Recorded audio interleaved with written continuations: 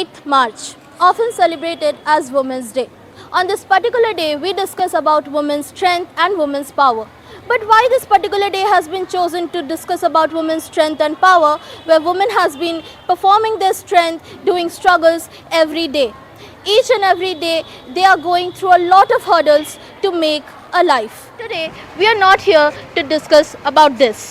We are here among very incredible women around us. We will take you to them and listen to their story, their struggles. Hello everyone, my name is Tithi Mandal and I am representing the Dhanbad Resistance. Ma'am आज women's day है, आप professor रही हैं? मैं principal हूँ इस महाविद्यालय की। हाँ, मतलब आप कभी अपने लाइफ में प्रोफेसर? बिल्कुल थे जी। मैं इसी कॉलेज में 2090 में मतलब 90 में मैं इस कॉलेज में आई थी और 90 से मैं इस कॉलेज में एक लेक्चरर के रूप में आई और मैंने बच्चों को पढ़ाया, आगे बढ़ाया। 2012 से मैं प्रिंसिपल हूँ इस महाविद्यालय में। तो आज महिला दिवस है। महिला दिवस हम डेली महिलाओं का सम्मान होना चाहिए, लेकिन सबसे पहले मैं अगर इस पद पर हूँ और आज इस जगह पर हूँ तो पहले मैं अपनी माँ को धन्यवाद दूँगी, जिन्होंने मुझे इस लायक बनाया कि मैं इस पद पर पहुँची।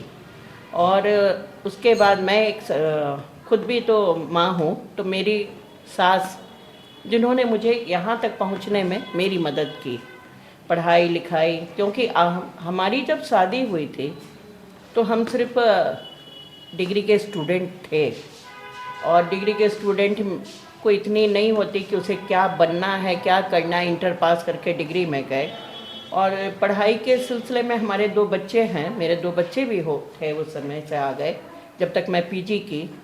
तो आप एक माहौल जो बनता है एक माँ का, एक पत्नी का, एक बहू का, एक बेटी का, उस माहौल के साथ मिलजुल कर आप चलकर आप एक मुकाम अगर हासिल करते हैं तो इतने लोगों ने, जिन लोगों ने मुझे सहयोग किया है यहाँ तक पहुँचने में, मैं उन सब को धन्यवाद देती हूँ।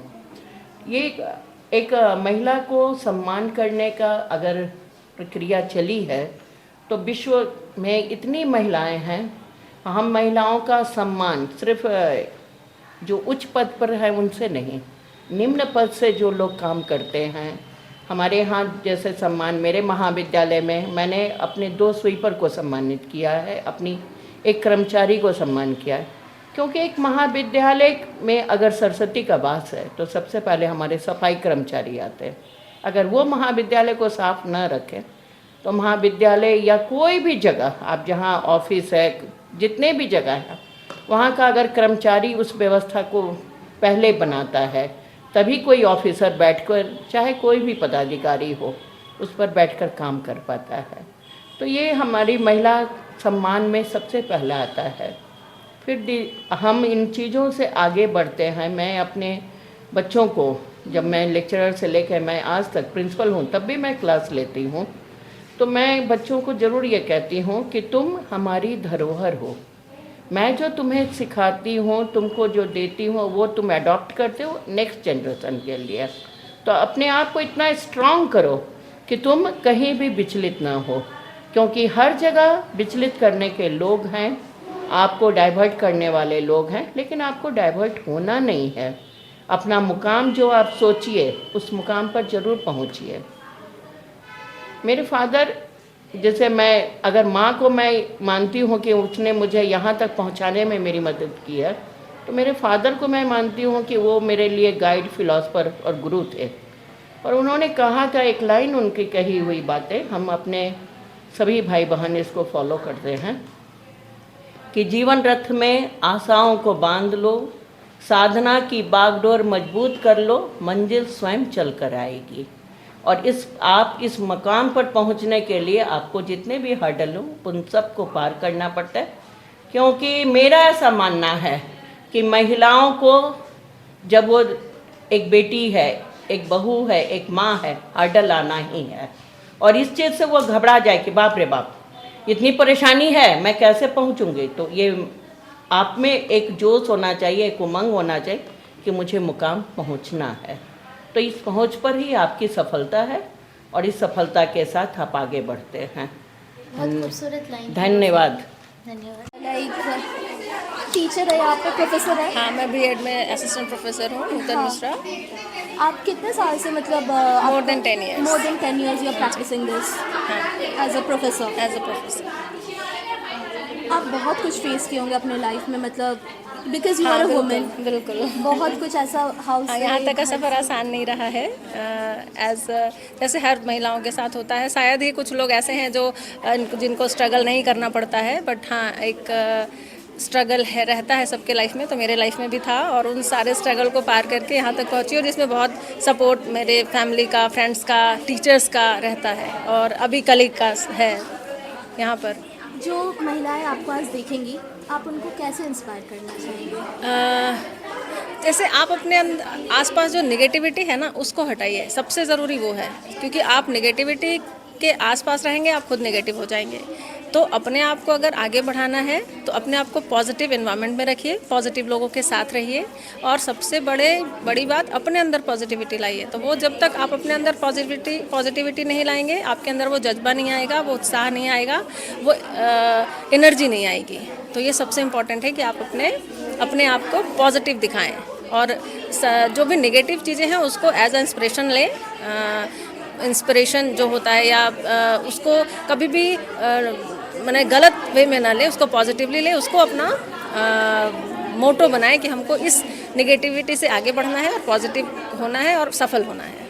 आप अपने लाइफ में कभी ऐसा फेस तो किए होंगे, मतलब डाउनफॉल तो फेस की बहुत, होंगे as a बहुत, woman। बहुत। तो मतलब आप उससे कैसे उभरे हैं? मैंने कहा, सबसे पहले तो आपकी फैमिली पर ट्रस्ट कीजिए। आपकी फैमिली आपके लिए कभी गलत नहीं सोचेगी। फ्रेंड्स ज़रूर आते हैं, लेकिन अगर आप में काबिलियत है सही फ्रेंड को चूज़ करने की, तो ही आप उन पर ट्रस्ट कीजिए। लेकिन सबसे बड़ी बात, आपके साथ जो भी समाज में होता है, या कभी किसी नेगेटिविटी का शिकार होते हैं, तो आप सबसे पहले अपनी फैमिली को शेयर करिए, क्योंकि वो जितना पॉजिटिव आपको राह दिखाएंगे उतना कोई नहीं दिखा सकता।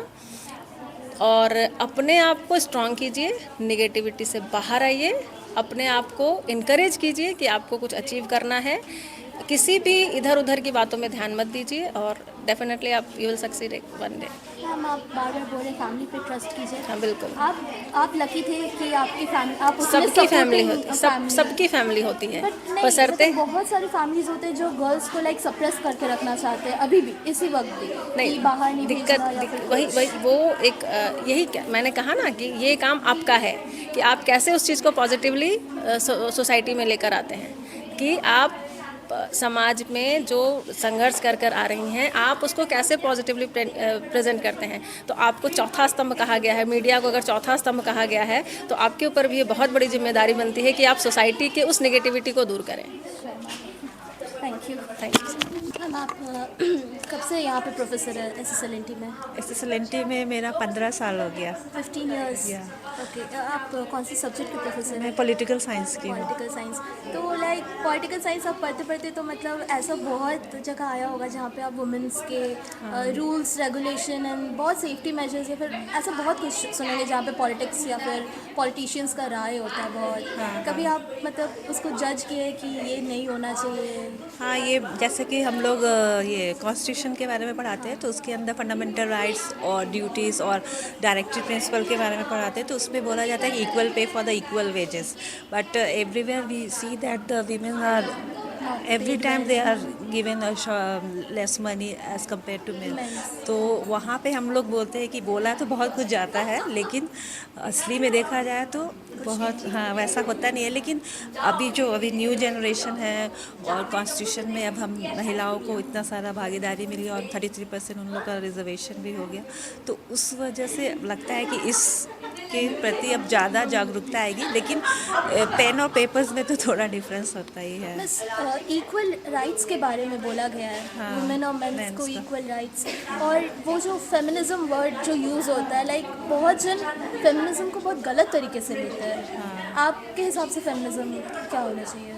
फेमिनिज्म में मतलब जैसे दो तरह की राय होती है। एक जो होता है बहुत कट्टरपन वाला फेमिनिज्म होता है, और एक होता है जैसे हम लोग हैं, मतलब जैसे फैमिली में रह के, फैमिली को देख के, अपना वर्क प्लेस को भी देखते हैं, फैमिली को भी देखते हैं, तो इन दोनों में डिफरेंस तो है। लेकिन कट्टरपन भी नहीं होना चाहिए कि मतलब जो मेल है वो सोसाइटी में उसका कोई इम्पोर्टेंस नहीं है, वो हम नहीं कह सकते, क्योंकि एक ये चक्का है, दोनों के बिना बैलेंस नहीं हो पाएगा। तो फेमिनिज्म में मतलब मेरा पॉइंट ऑफ व्यू है कि हम लोग को सबको लेके चल रहा है, कट्टरपन नहीं होना। हाँ, कहीं कहीं पे आदमी कुछ ऐसे इवेंट देखता है, कुछ होता है तो लगता है कि नहीं ऐसा नहीं होना चाहिए। बहुत सारे केसेस है, वो मतलब एग्जांपल उसका क्या दे, मतलब जैसे कोलकाता वाला रेप केस था, चाहे निर्भया, ये सब देख के उस समय लगता है कि नहीं फेमिनिज्म इज़ नेसेसरी। बट अगर एक नॉर्मल लाइफ में देखते हैं तो फिर लगता है कि नहीं, बैलेंस करके चलना ही एक कंप्लीट फैमिली और एक कंप्लीट ह्यूमन बीइंग का शो करता है। और बीइंग अ टीचर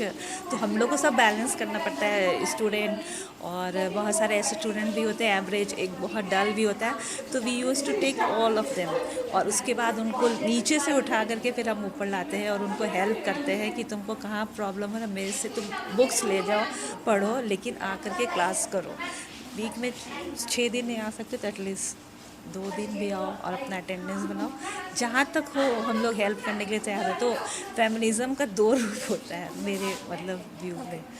मैम, आप इतने साल मतलब 15 ईयर्स हाँ, या बीइंग अ प्रोफेसर। 15 ईयर्स, लेकिन 2 साल मैं जमशेदपुर में थी, अकेले रहती थी। फैमिली मेरा यहाँ था धनबाद में, और मेरा पोस्टिंग जमशेदपुर में दिया था, तो मैं अपने छोटे छोटे बच्चों को छोड़ के गई। तो अगर देखा जाए तो जैसे यहाँ पे सब स्टोरीज़ बता रहे थे, तो मेरा खुद का एक स्टोरी है कि मैं किस तरह से अपने छोटे छोटे बच्चों को छोड़ के ज्वाइन की थी। और मेरे फैमिली वाले उस समय बोलते थे कि कोई ज़रूरी नहीं है जॉब करने का, लेकिन उन्हीं के सपोर्ट से मैं आज यहाँ हूँ। मतलब वो आपको मना भी करते थे बट स्टिल दे सपोर्टेड। या ओके। और मतलब आप इतने साल मतलब 15 ईयर्स यहाँ पे भी है, वहाँ पे आप जमशेदपुर में 2 साल, 17 ईयर्स हो जाएगा मंडे को, मेरा 17 ईयर्स कंप्लीट हो जाएगा। कंग्रेचुलेशन। Thank you. और मतलब कुछ तो आप फेस किए होंगे ना लाइफ में, डाउनफॉल या फिर इनइक्वालिटी कहीं पे, जहाँ पे आपके कंपेनियन को, लाइक आपके कलीग को आपसे ज़्यादा लाइक महत्व दिया जा रहा है, लेकिन वहाँ पे आपको उतना चांस नहीं दिया जा रहा है, या फिर कुछ। मतलब आप मेल के, हाँ, मेल के कंपैरिजन में हाँ, ऐसा कहीं कभी कहीं आप पे फेस किए? फेस हम लोग अधिकतर ऐसे एक ना सेमिनार वगैरह में हम लोग फेस करते हैं। मतलब वहाँ पे देखा जाता है कि जैसे मेल मेंबर लोग को ज़्यादा तवज्जो दिया जाता है, फीमेल को कम। लेकिन आजकल क्या है कि फीमेल हर चीज़ में आगे जा रहे हैं, तो अब ज़्यादा पार्टिसिपेशन फीमेल का होता है। लेकिन हम लोग कभी जो शुरू में हम लोग ज्वाइन किए थे, तो उस समय हम लोग को उतना कुछ पता भी नहीं था ज़्यादा, तो उस समय हम लोग को ज़्यादा फील होता था। लेकिन अब तो हम जैसे, हम तो वीमेंस कॉलेज में, यहाँ तो मेल ही कम है, सिर्फ 2 ही है, तो हम ही लोग हावी हो जाते हैं उनके ऊपर। और जहाँ मैं ज्वाइन की थी वो कोएड था, तो वहाँ पे मेल मेंबर ज़्यादा थे एज़ कम्पेयर टू फीमेल। लेकिन तब भी हम लोग वहाँ पे कंधे से कंधा मिला के चलते थे। और इनइक्वालिटी कभी कभी लगा, लेकिन ठीक है। वो मेल मेंबर्स भी आपको लाइक लो फील कराते थे कभी, आपके कंपेनियंस जो मेल थे? नहीं, वो उतना लो फील नहीं करवाते थे, लेकिन कभी कभी उनके एटीट्यूड से लगता था कि they are showing that they are male and we are female. लेकिन फिर जब धीरे धीरे हम लोग पुराने होते जाते हैं, तो फिर सब का पता चल जाता है कि हाँ क्या है क्या नहीं है। तो उस तरह से मतलब ठीक ठीक था बस सारा कुछ। तो वुमेन मतलब अभी भी बहुत सारी औरतें स्ट्रगल कर रही है ना? आप उनको क्या बताना चाहेंगे उनके ये स्ट्रगलिंग प्रोसेस में? मतलब जैसे जो वीमेन स्ट्रगल कर रही है, तो उन लोग को सबसे पहले ना एजुकेशन का ज़रूरत है, क्योंकि then they will get education, then only they can fight for their right. जब उनको पता ही नहीं होगा कि क्या मेरा राइट है, क्या मेरा ड्यूटी है, तो वो कैसे फ़ाइट करेंगे अपने फैमिली से, अपने जैसे इन लॉज से। अधिकतर लड़कियों का, मेरे क्लास में भी बहुत सारी लड़कियाँ हैं जो 10th में ही उनका शादी हो जाता है, यहाँ आती हैं, उन लोग एग्ज़ाम में बोलते हैं कि ससुराल वाले आने नहीं देते। कितनी लड़कियाँ रो के आती है कि मार खा के आए एग्ज़ाम देने। और अभी हाल फिलहाल में एक लड़की है, वो मेरे पास आई थी कि आप मेरे पापा से बात कर लीजिए। हम बोले किस लिए तुम्हारे पापा से बात करें? तो बोली कि मेरे पापा मेरा शादी कर रहे हैं और मुझे शादी नहीं करना, मैं अभी सेमेस्टर 5 में हूँ, मुझे 1 साल और पढ़ना है, शादी उसके बाद करूँगी। तो फिर मैंने बोला ये तुम्हारा पर्सनल मैटर, उसमें मैं क्या करूँगी? बोली नहीं, अगर आप बात करेंगे तो कुछ हो सकता है इफ़ेक्ट पड़े। तो फिर उसने नंबर लगा के मेरे से बात कराया, तो मैंने उसको बोला कि लड़की पढ़ना चाहती है तो आप पढ़ने दीजिए। तो बोले कि देखिए हम लोग गरीब फैमिली के हैं और अभी बहुत अच्छा लड़का मिल रहा है, तो अगर वो शादी कर लेगी तो ठीक है, लेकिन अगर आप बोल दी हैं तो अब नहीं करेंगे। तो फिर नेक्स्ट डे वो लड़की मुझे मिली, मैंने बोला क्या हुआ, घर जाके डांट खाई, क्या हुआ? बोले कि नहीं अब कुछ नहीं है, अब सब ठीक है। तो तब उस समय थोड़ा फील होता है कि चलो मैंने भी कुछ सोसाइटी के लिए, बहुत सारे ऐसे स्टूडेंट, मैंने तो 15 साल हो गया, कितने स्टूडेंट पास होकर चले गए, जॉब कर रहे हैं, तो वो लोग आ करके फिर मेरे को बोलते मैम आपकी वजह से आज हम यहाँ हैं। क्योंकि 2-3 स्टूडेंट ऐसे हैं, वो एक और लड़की इसी तरह आई थी कि मेरा शादी हो रहा है, मुझे अपने घर रख लीजिए, लेकिन बाद में आज देख वो ये बिहार टीचर्स में उसका हो गया और वो माउंट एवरेस्ट पे भी गई थी, एनसीसी की स्टूडेंट थी। तो इस तरह से बहुत सारे ऐसे हैं जिनको अगर आप मोटिवेट करिएगा तो वो नीचे से भी ऊपर आ सकते हैं। और जितने भी उनके लाइफ में स्ट्रगल है, थोड़ा सपोर्ट चाहिए, टीचर्स का चाहिए, फैमिली का चाहिए। अगर वो शादीशुदा है तो उनका इन लॉस, और सबसे बड़ा अगर वो मैरिड उसका हस्बैंड, क्योंकि मेरे हस्बैंड ने मुझे बहुत सपोर्ट किया। मैं अपनी शादी के बाद अपना पीएचडी की हूँ, दिल्ली से जा कर के जामिया से मैंने अपना पीएचडी किया। मैं भी दिल्ली की हूँ, जैसे वो मैम आई थी ना, वो आईआईटी दिल्ली की पढ़ी है, मैं दिल्ली यूनिवर्सिटी से पढ़ी हुई हूँ, जामिया मिलिया से मैंने पीएचडी किया और दिल्ली यूनिवर्सिटी से मैंने पढ़ा है। तो शादी के बाद और उसमें सबसे बड़ा हाथ मेरे फादर का है, क्योंकि मैं शादी के बाद छोड़ दी थी, मतलब यहाँ आने के बाद, क्योंकि दिल्ली और धनबाद में बहुत फ़र्क था। लेकिन मेरे फादर ने मुझे इंस्पायर किया कि नहीं तुम जाओ और फ्री में पढ़ाओ, कुछ नहीं है तो जाके इग्नू में पढ़ाओ, वहाँ संडे को क्लासेस होते हैं।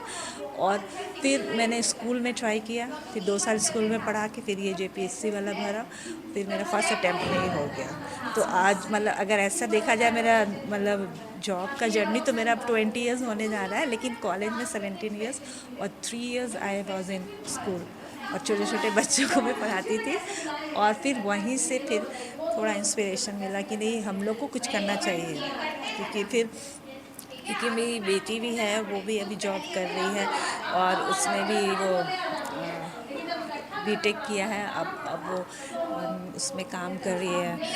तो वो भी मुझे बहुत कुछ सिखाती है। और अगर सोसाइटी में मतलब जैसे देखती है कि कोई बच्चा पढ़ नहीं पा रहा है या फिर उसकी फैमिली वाले उसको जोर दे रहे हैं, तो वो बोलती है कि नहीं उसको छोड़ देना चाहिए। वो रियल फेमिनिस्ट है, बोलती है छोड़ देना चाहिए उसको, अपने घर अलग से बसा के अपना पढ़ना चाहिए। लेकिन हम लोग बोलते हैं नहीं सोसाइटी है तो सब ले कर चलना पड़ता है। तो अभी यंग जनरेशन वालों को थोड़ा खून गर्म होता है, तो वो लोग कुछ भी चीज़ के लिए विरोध अच्छे से करते हैं, हम लोग सबको ले कर करते हैं।